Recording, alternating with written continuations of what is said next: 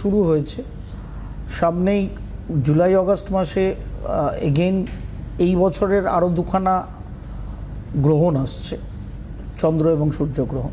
বলবো সময় আছে হাতে, শাম্ভবী অ্যাস্ট্রো পর্দাতেও পাবেন, অবশ্যই সিটিভিএন মঞ্চ থেকেও, সর্ববিষয় জ্যোতিষের অনুষ্ঠানের মঞ্চ থেকেও পাবেন। বলবো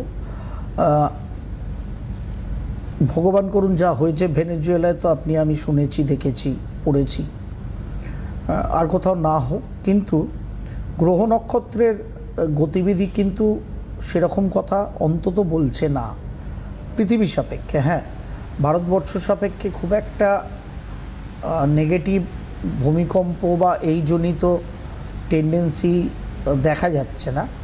অবশ্যই ডিটেল পরবর্তী ক্ষেত্রে বলবো, কিন্তু পৃথ্বীতত্ত্ব রাশিতে মঙ্গলের বর্তমানে অবস্থান,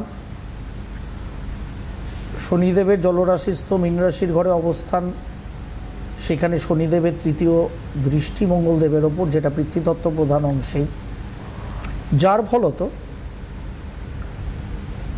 যে ভূমিকম্পের একটা প্রবণতা আমরা দেখতে পাচ্ছি, এটা কিন্তু আরও বেশি বৃদ্ধি হবে সামনের আপকামিং যে দুটো গ্রহণ আছে, সেই দুটো গ্রহণের পরিপ্রেক্ষিতে।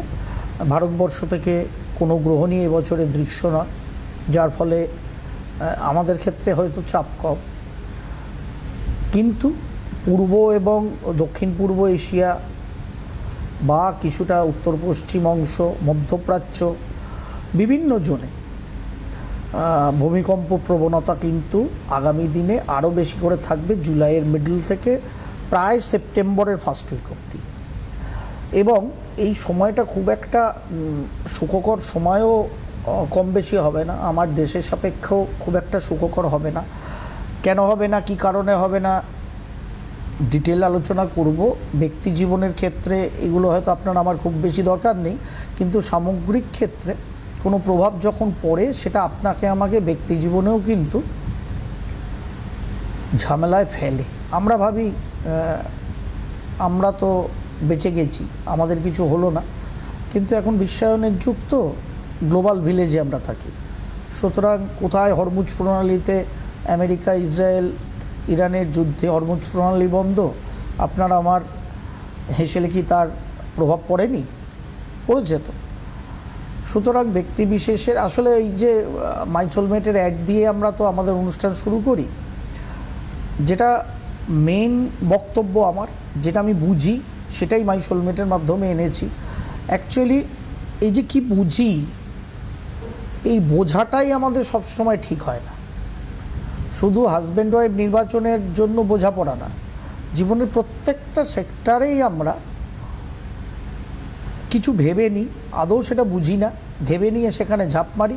পরে 3-4-5 বছর পড়াশোনা যখন হয়ে গেল, চাকরি বাকরি পাচ্ছি না, বা যেটা পড়াশোনা করেছি আদৌ সেই সম্বন্ধীয় সম্যক জ্ঞান আমি নিতেই পারিনি, কারণ আমার সাবজেক্টটাই ভালো লাগেনি। খালি মেধা দিয়ে পড়াশোনা করে গেছি, পাশ করে গেছি, ব্যাস। যার ফলে হয় এটা, তার কারণ ভালোবাসা সর্বত্র লাগে। আমি যা গ্রহণ করি সেটা আমার বোঝার পক্ষে যথেষ্ট কিনা, সেটা সর্বত্র লাগে।